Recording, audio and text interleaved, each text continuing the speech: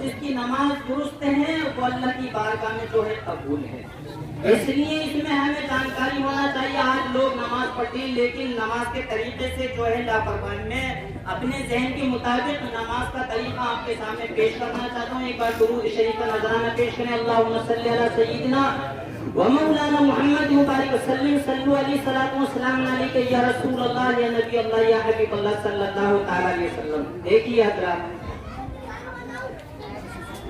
میرے ذہن کے مطابق جب آپ نماز کے لیے کھڑے ہوں تو سیدھے کھڑے ہوں، آپ کا چہرہ بھی کعبہ شریف کو جانی ہونا چاہیے، آپ کے دونوں پیر بھی کعبہ شریف کو ہونا چاہیے۔ لیکن مرد کے نماز کے طریقے میں اور عورتوں کی نماز کے طریقے میں تھوڑا فرق ہے، اس کو بھی میں بتاؤں گا۔ پیر دونوں سیدھے کھڑے ہونا یعنی سامنے کو ہونا چاہیے کعبہ شریف کو، اور سیدھے ہونا چاہیے، آگے پیچھے نہیں ہونا چاہیے۔ بعض لوگ آگے پیچھے کر لیتے ہیں، وہ غلط ہے۔ سیدھے ہونا چاہیے اور کم سے کم 4 انگل کا فاصلہ ہونا چاہیے اور زیادہ سے زیادہ 8 انگل کا، اور جیسے بھی سہولت ہو اس طریقے سے آپ پیر رکھ سکتے ہیں۔ پیر سیدھے ہونا چاہیے، سیدھے ہونا چاہیے، لیکن عورت جو ہے پیروں کو زیادہ کشادہ نہ کرے، بس اس کے پیروں میں تھوڑا سا فاصلہ ہونا چاہیے، 2 انگل کا یا زیادہ سے زیادہ 4 انگل کا، بس پردے کے لحاظ سے۔ اور مرد جو ہے پیر کشادہ کر کے کرے۔ اچھا، یہ کھڑا ہونے کا طریقہ ہو گیا۔ مرد جو ہے خوب سیدھا کھڑا ہو، عورت خوب سیدھی کھڑی نہ ہو۔ مرد نیت کرے اور ہاتھوں کو کانوں تک لے جائے، ہاتھ کے یعنی جو انگوٹھے ہیں، ان انگوٹھوں کی یعنی انگوٹھوں کا حصہ کانوں کی لو سے جو ہے لگنا چاہیے، کانوں تک لے کے جانا چاہیے، اور عورت جو ہے اپنے موڈے تک جو ہے ہاتھوں کو لے کے جائے پردے کے لحاظ سے۔ اس کے بعد میں مرد جو ہے ناف کے نیچے ہاتھ باندھے،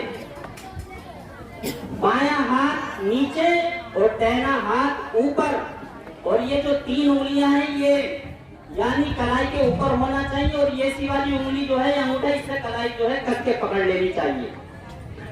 اور عورت جو ہے ناف کے اوپر ہاتھ باندھے چھاتی کے نیچے، اور مرد بالکل سیدھا کھڑا ہو، پھر اس کے بعد میں سبحانہ پڑھے، ثنا پڑھے یعنی، پھر الحمد شریف پڑھے، پھر سورت ملائے، عورت بھی نہیں کرے۔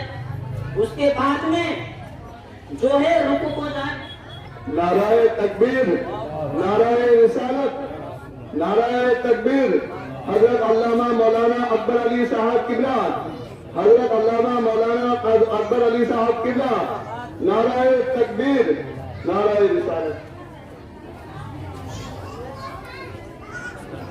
دیکھیے، اب آپ کے سامنے ایک عظیم الشان خطیب آپ ہی کے علاقے کے آپ کے سامنے جلوہ کر رہے ہیں، آپ ان کی زیارت کریں۔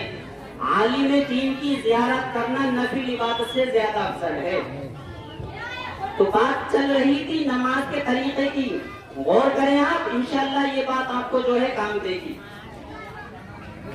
یعنی یہ کھڑا ہونے کا طریقہ ہے، پھر اس کے بعد میں رکوع کو جائیں آپ، اور رکوع کو جائیں تو سیدھا بالکل سیدھے جھک جائیں، یعنی کمر اور پیٹھ آپ کے بالکل سیدھی ہونا چاہیے، جیسے تیر سیدھا ہوتا ہے، اور گھوم چکے آپ، اور گھٹنوں کو کس کے پکڑیں۔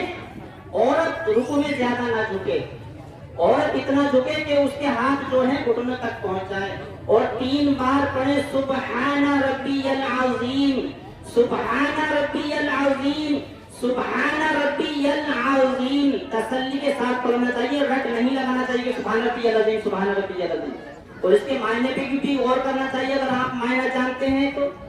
اور علماء نے یہاں پہ ایک مسئلہ اور لکھا ہے، اس لفظ میں ایک حرف ہے زوا، جو بول کر کے نکالا جاتا ہے۔ اگر آپ کو بول نہیں نکلتا ہے تو معنی غلط ہو جائے گا، اس کے بجائے آپ سبحان ربی الکریم بھی پڑھ سکتے ہیں۔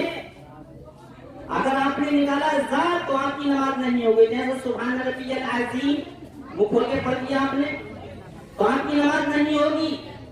یعنی لفظ میں حرف بدل جائے گا، جب حرف بدل جائے گا تو معنی بدل جائے گا۔ زوا کو بول کر کے نکالیں سبحان ربی العظیم، پھر اس کے بعد میں آپ کھڑے ہوں سمع اللہ لمن حمیدہ۔ اگر آپ امام کے پیچھے تو یہ امام کہے گا، اور آپ کہیں گے ربنا वलक الحمد. اور رکوع کے بعد سیدھے کھڑے ہو جائیں. علماء نے یہاں پہ یہ مسئلہ لکھا ہے کہ یہاں پہ 3 بار سبحان اللہ کہہ سکتے ہیں. اتنی دیر آپ کو کھڑا ہونا ضروری ہے رکوع کے بعد. ایک دم یعنی رکوع سے اٹھتے ہی سجدے میں جانا جو ہے علماء کرام نے مکروہ لکھا ہے. تسلی کے ساتھ جائیں اور پھر یعنی سجدہ کریں. سجدے میں پہلے جو ہے پیروں کے دونوں انگوٹھے لگنا چاہیے. اس مسئلے سے بھی لوگ غافل ہیں. سجدے میں جو ہے دونوں پیر اٹھا لیتے ہیں اور کسی کا انگوٹھا لگا یا نہ لگا اس کی طرف جو ہے توجہ نہیں دیتے ہیں. ایک بات تو بتا دوں, اگر آپ کے سجدے میں دونوں انگوٹھے نہیں لگے تو آپ کی نماز نہیں ہوگی, کیونکہ 7 چیزوں کا لگنا سجدے میں ضروری ہے. اگر 7 چیزوں میں ایک چیز بھی آپ کی نہیں لگی زمین پر تو آپ کا سجدہ نہیں ہوگا. جب آپ کا سجدہ نہیں ہوگا تو آپ کی نماز نہیں ہوگی.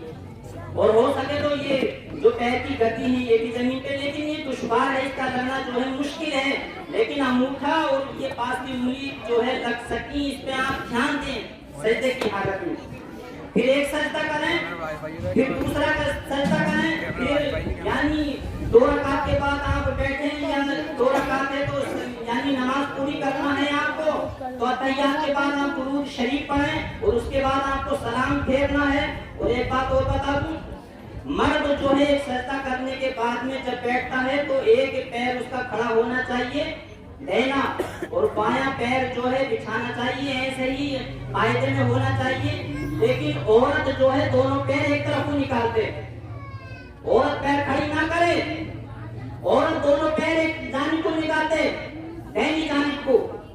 اور پھر اس کے بعد میں جو ہے سلام پھیرنا چاہیے. سلام جو ہے نظر بالکل جو ہے تیکھی ہونا چاہیے, سیدھی ہونا چاہیے, دہنے موڑے پہ ہونا چاہیے. اور یہ خیال کرنا چاہیے کہ میں سلام جو ہے دینے والے فرشتوں کو کر رہا ہوں, السلام علیکم ورحمۃ اللہ. اور ادھر ادھر کو جو ہے گردن نہیں گھمانا چاہیے. اکثر لوگوں کو یہ دیکھا جائے سلام پھیرتے ہیں تو پیچھے والے جو مقتدی کو دیکھتے ہیں. اور پھر بائیں طرف کو سلام پھیرنا چاہیے اور یہ خیال کرنا چاہیے کہ میں بائیں موڑے والے فرشتوں کو دیکھ رہا ہوں, اور کہنا چاہیے السلام علیکم ورحمۃ اللہ. یہ آپ کی جو ہے نماز میرے ذہن کے مطابق درست ہے. انشاءاللہ اگر آپ نماز کو طریقے سے پڑھیں گے تو انشاءاللہ آپ کی نماز مقبول ہوگی. اور اس سے پہلے یہ ہے کہ آپ کی نماز یاد ہونا چاہیے. اگر 2 باتیں آپ دنیا سے لے گئے تو آپ بہت بڑا کام کر کے لے کے جائیں گے. ایک نماز کی یاد یعنی صحیح ہونا چاہیے, یاد ہونا چاہیے مخارج کے ساتھ, اور اس کا طریقہ ہونا چاہیے. اگر یہ آپ 2 کام کر کے لے گئے دنیا سے تو انشاءاللہ آپ بہت بڑا کام لے کر جائیں گے. یہ بات آپ کو جو ہے کام دے گی انشاءاللہ. قیامت میں ہمیں جو ہے دنیا میں رہ کے آخرت کی تیاری کرنا چاہیے. اللہ تبارک و تعالی سے دعا ہے کہ مجھے بھی اور آپ کو بھی زیادہ سے زیادہ علم دین کی توفیق عطا فرمائے, دنیا میں رہ کے آخرت